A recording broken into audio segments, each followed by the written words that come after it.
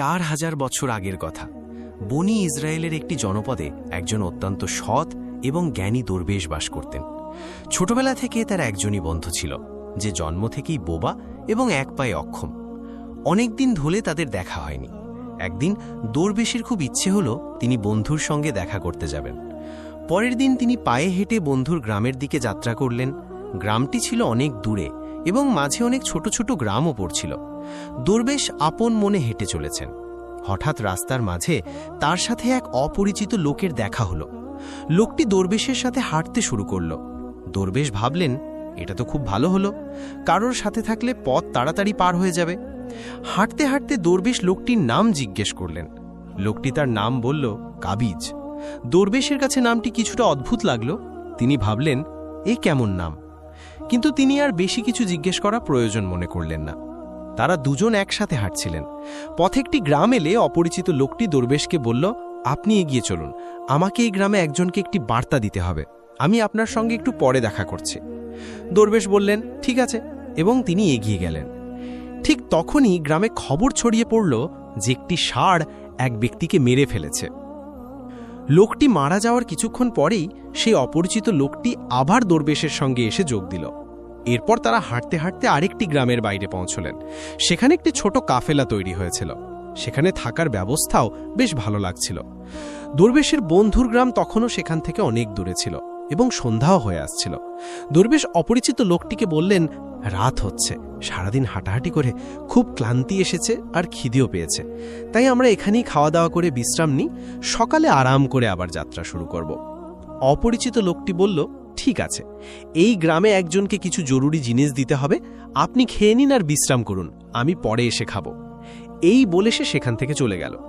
তার যাওয়ার কিছুক্ষণ পর ওই গ্রামে ধোঁয়া উঠতে দেখা গেল এবং দেখতে দেখতে পুরো গ্রামটিতে আগুন লেগে গেল। দরবেশ অবাক হয়ে ভাবলেন যে এই লোকটি যেখানেই যায় সেখানেই কোনো না কোনো ধরনের ক্ষতি হয়, নিশ্চয়ই কোনো গোলমাল আছে। কিন্তু দরবেশ রাতে অপরিচিত লোকটির কাছে এ বিষয়ে কোনো কথা বললেন না। সকালে তারা দুজনেই আবার তাদের গন্তব্যের দিকে চলতে লাগলেন। কিছুটা দূরে গিয়ে আরও একটি গ্রাম এলো। অপরিচিত লোকটি আবার দরবেশকে বলল, আপনি এগিয়ে চলুন, এই গ্রামেও আমার কিছু জরুরি কাজ আছে, কাজ শেষ করে আমি আপনার সাথে দেখা করব। এই বলে অপরিচিত লোকটি চলে যেতে লাগল। কিন্তু এবার দরবেশ এগিয়ে না গিয়ে সেখানেই দাঁড়িয়ে সেই অপরিচিত লোকটিকে দেখতে লাগলেন যে সে কোথায় যায় এবং কি করে। তখনই মানুষের চিৎকার শোনা গেল যে একটি ষাঁড় এক ব্যক্তিকে কামড়েছে এবং সে মারা গেছে।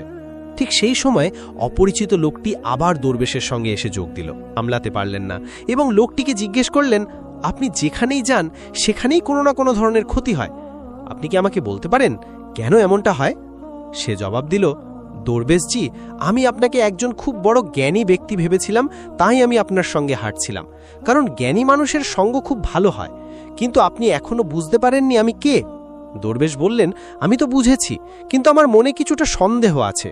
যদি আপনি নিজে আপনার সম্পর্কে বলেন তাহলে আমার জন্য সহজ হবে। অপরিচিত লোকটি জবাব দিল, আমি মৃত্যুর ফেরেশতা এবং আল্লাহর আদেশে আমি সেই সব মানুষের প্রাণ নিই যাদের আয়ু শেষ হয়ে গেছে।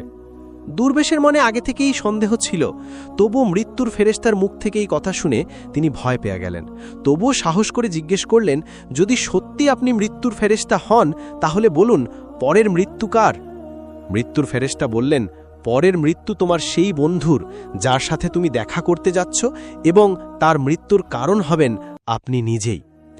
এই কথা শুনে দরবেশ ভয় পেয়ে গেলেন এবং চিন্তায় পড়ে গেলেন যে যদি ইনি সত্যি মৃত্যুর ফেরেশতা হন তাহলে তার কথাও সত্যি হবে, আর তার কারণে তার ছোটবেলার সবচেয়ে কাছের বন্ধুর মৃত্যু হবে।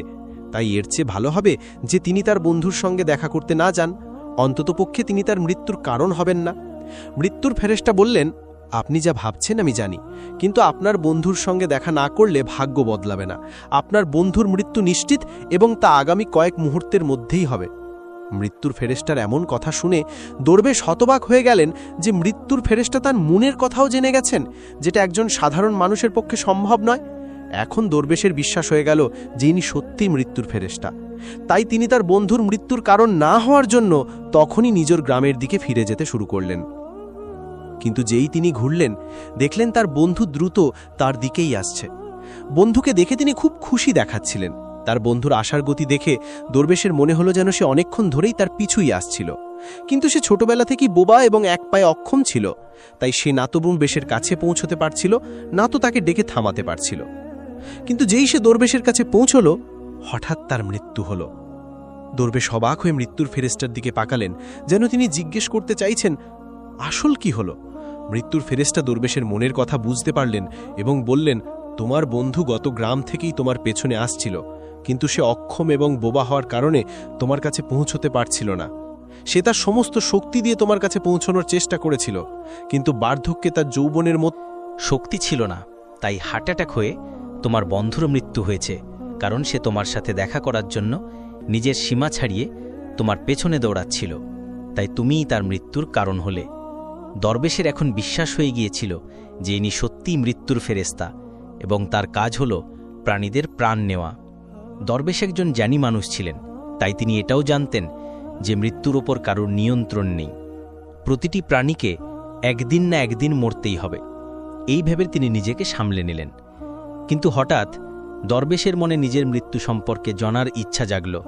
তিনি মৃত্যুর ফেরেশতাকে বললেন, যখন আমার বন্ধুর মৃত্যু হবার ছিল, তখন আপনি শুরু থেকেই আমার সঙ্গে কেন হাঁটছিলেন?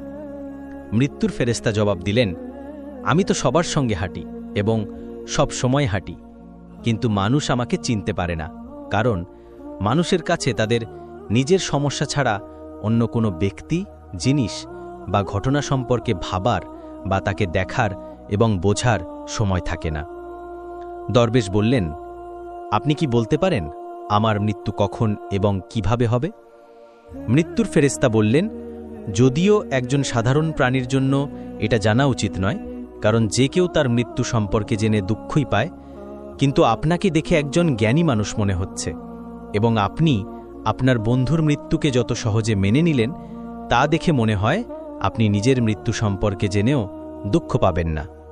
তাহলে শুনুন, আপনার মৃত্যু আজ থেকে ঠিক 6 মাস পর আজকের দিনেই অন্য কোনো দেশে ফাঁসিতে হবে, এবং সবচেয়ে অবাক করার মতো বিষয় হবে যে আপনি হাসি মুখে ফাঁসি মেনে নেবেন। এই বলে মৃত্যুর ফেরেশতা সেখান থেকে চলে গেলেন, কারণ এখন তার কাছে দরবেশের সঙ্গে থাকার কোনো কারণ ছিল না। দরবেশ তার বন্ধুর শেষকৃত্য সম্পন্ন করে নিজের গ্রামে ফিরে গেলেন। কিন্তু বন্ধুরা, কোনো ব্যক্তি যতই বড় জ্ঞানী হোক না কেন, নিজের মৃত্যু সম্পর্কে জেনে চিন্তিত তো অবশ্যই হন এবং মৃত্যু থেকে বাঁচতে কিছু না কিছু অবশ্যই করেন। দরবেশও তাই করলেন, কারণ তিনি একজন জ্ঞানী ব্যক্তি ছিলেন। তার পরিচিতি তার দেশের খালিফা পর্যন্ত ছিল।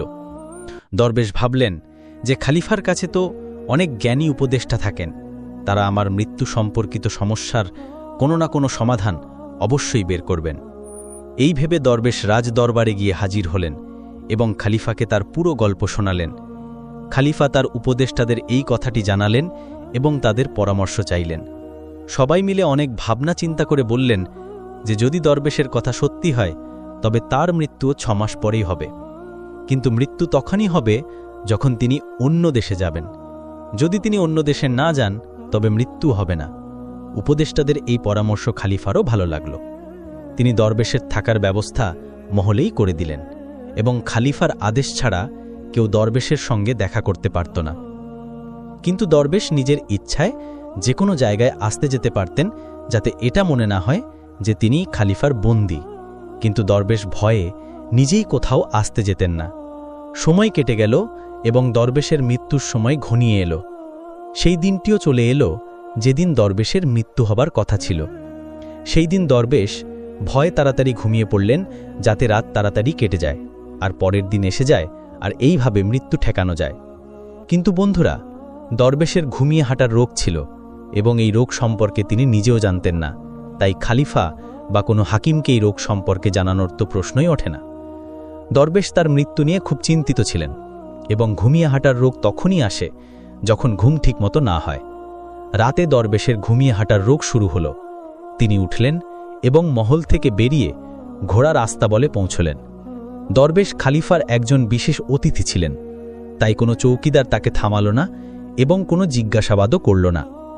ঘোড়ার আস্তাবলে পৌঁছে তিনি সবচেয়ে দ্রুতগামী ঘোড়ার উপর চড়লেন এবং ঘুমন্ত অবস্থাতেই নিজের দেশের সীমানা পেরিয়ে প্রতিবেশী দেশে চলে গেলেন। শুধু তাই নয়, তিনি প্রতিবেশী দেশের খলিফার মহলে পৌঁছলেন। সেখানকার চৌকিদাররাও তাকে থামালো না এবং কোনো জিজ্ঞাসাবাদও করল না, কারণ রাতের শেষ প্রহর হওয়ায় সবাই ঘুমাচ্ছিল। দরবেশ সোজা কোষাগার ঘরে পৌঁছলেন এবং সেখানে গিয়ে শুয়ে পড়লেন। সকালে কোষাগারের রক্ষক দরবেশকে কোষাগার ঘরে ঘুমন্ত অবস্থায় দেখতে পেলেন। এতে খলিফা খুব রেগে গেলেন এবং তিনি দরবেশকে গ্রেপ্তার করার আদেশ দিলেন। খলিফা দরবেশকে রাজদরবারে হাজির করার আদেশ দিলেন। যখন দরবেশকে দরবারে আনা হলো, খলিফা তাকে দেখেই রাগে ফাঁসি সাজা শুনিয়ে দিলেন এবং বলতে লাগলেন যে যদি তুমি চুরি করতে সফল হতে তাহলে আমাদের ছোট রাজ্যের মানুষরা না খেয়ে মারা যেত, তাই হাত কাটার পরিবর্তে ফাঁসির সাজা দেওয়া হচ্ছে, যাতে ভবিষ্যতে কেউ এমন কাজ করার আগে হাজারবার ভাবে। ফাঁসির সাজা শুনে দরবেশ কেঁপে উঠলেন। তবুও কিছুটা সাহস করে তিনি খলিফাকে বললেন, জনাবে আলী, আমি জানি না যে আমি কিভাবে আপনার মহলে পৌঁছলাম, আমি এটাও জানি না যে আমি কিভাবে আপনার কোষাগার ঘরে এলাম। আমি কোনো চোর নই, কোনো চৌকিদার আমাকে কেন থামালো না, কিন্তু আমি এতটুকু জানি যে আজ আমার মৃত্যু হওয়ার কথা ছিল এবং এখন হচ্ছে। খলিফার কাছে এই কথাটি কিছুটা অদ্ভুত লাগল। তিনি জিজ্ঞাসা করলেন, তুমি কিভাবে জানলে যে আজ তোমার মৃত্যু হবার কথা ছিল? তুমি কি বলতে চাইছ? দরবেশ গত 6 মাসের পুরো গল্প শোনালেন এবং বললেন যে হুজুর, আমার বা কোনো সাধারণ মানুষের এত সাহস নেই যে সে খলিফার দরবারে এবং খলিফার উপস্থিতিতে চুরি করতে পারে। খলিফার কাছে দরবেশের কথায় কিছুটা সত্যতা দেখা গেল, কিন্তু তিনি ভাবলেন যে হয়তো এটা তিনি নিজের মৃত্যু থেকে বাঁচতে মৃত্যুর ফেরেশতা এবং নিজের মৃত্যুর ভবিষ্যৎবাণীর অজুহাত দেখাচ্ছেন। খলিফা বললেন যে যদি তোমার এই কথা সত্যি হয় এবং আজ তোমার মৃত্যুর দিন হয় যেমনটা মৃত্যুর ফেরেশতা বলেছিল, তাহলে আমি তোমার মৃত্যুর কারণ হব না, কিন্তু যদি এই কথা মিথ্যে হয় তাহলে আজ অবশ্যই তোমার মৃত্যুর দিন হবে। তিনি তখনই সিপাহীদের হাতে একটি চিঠি প্রতিবেশী দেশের খলিফার কাছে পাঠালেন এবং দরবেশের কথার সত্যতার প্রমাণ চাইলেন। সন্ধে পর্যন্ত সিপাহীরা ফিরে এলো এবং জানালো যে দরবেশ যা বলছেন তা সম্পূর্ণ সত্যি। প্রতিবেশী দেশের খলিফা দরবেশের থাকার সম্পূর্ণ ব্যবস্থা তার মহলেই করেছিলেন। গত 6 মাস ধরে দরবেশ তার অতিথি ছিলেন।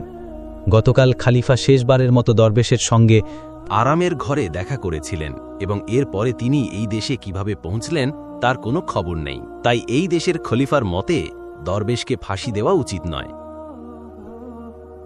এখন খলিফার সামনে একটি নতুন সমস্যা সৃষ্টি হল।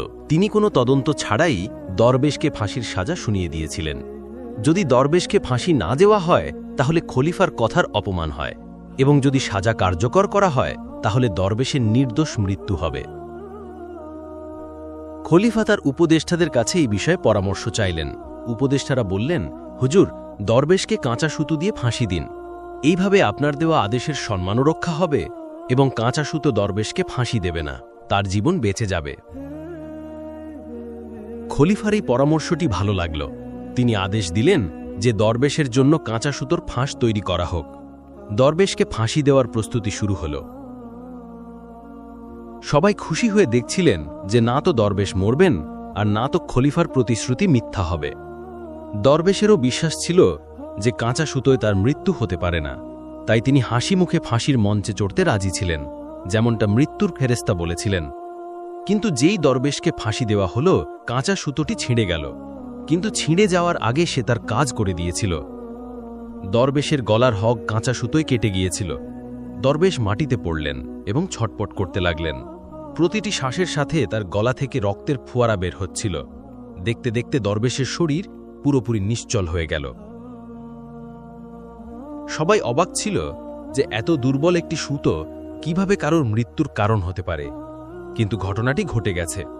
ভাগ্য তার কাজ করে দিয়েছে। যা হওয়ার থাকে তা হয়েই থাকে। বন্ধুরা, এই গল্প থেকে আমরা এই শিক্ষা পাই যে আমরা যতই সতর্কতা অবলম্বন করি না কেন, যতই চেষ্টা করি না কেন, আমরা কখনো কোনো অবস্থাতেই ভাগ্যের লেখাকে মুছে দিতে পারি না। প্রতিটি ঘটনা এবং তার পুরো ধারাবাহিকতা আগে থেকেই নির্ধারিত থাকে। আমরা তাকে একটু এদিক ওদিক করতে পারি না। এই কারণেই ঈশ্বর আমাদের ভবিষ্যৎ জানার শক্তি দেননি, যাতে আমরা আমাদের জীবনকে আরও ভালোভাবে যাপন করতে পারি। এই কথাটি দরবেশের ক্ষেত্রেও সত্যি হয়। যদি দরবেশ মৃত্যুর ফেরেশতার কাছে নিজের মৃত্যুর সম্পর্কে না জিজ্ঞেস করতেন, তাহলে তিনি 6 মাস পর্যন্ত খলিফার মহলে ভয়ে ভয়ে বাঁচার পরিবর্তে আরও ভালোভাবে জীবন কাটাতে পারতেন। শুধুমাত্র একটি জিনিস ভাগ্যকে বদলানোর শক্তি রাখে, আর তা হলো দোয়া। বলা হয় যে দোয়া যদি আন্তরিকতা এবং সত্যিকারের মন থেকে চাওয়া হয়, তবে ঈশ্বর ভাগ্যকেও বদলাতে পারেন। তাই আমাদের উচিত আল্লাহর কাছে সবসময় ভালো ভাগ্য এবং ভালো ভবিষ্যতের জন্য দোয়া করা। এই গল্পটি অনেক পুরনো এবং আমরা এটিকে আমাদের নিজের ভাষায় অনুবাদ করেছি। এই গল্পটি সেই সময়ের যখন মানুষ মৃত্যুর ফেরেশতাকে দেখতে পারত। এখন এই গল্পের মধ্যে কতটা সত্যতা আছে তা শুধু ঈশ্বরই জানেন। আপনার এই গল্পটি কেমন লাগলো এ সম্পর্কে আপনার মূল্যবান মতামত কমেন্ট বক্সে অবশ্যই জানাবেন। যদি গল্পটি ভালো লেগে থাকে তাহলে চ্যানেলটি অবশ্যই সাবস্ক্রাইব করবেন, ভিডিওটি লাইক করবেন এবং শেয়ার করবেন। দেখা হবে আরেকটি নতুন এবং দারুণ ভিডিওর সাথে। ততক্ষণ পর্যন্ত খোদা হাফেজ।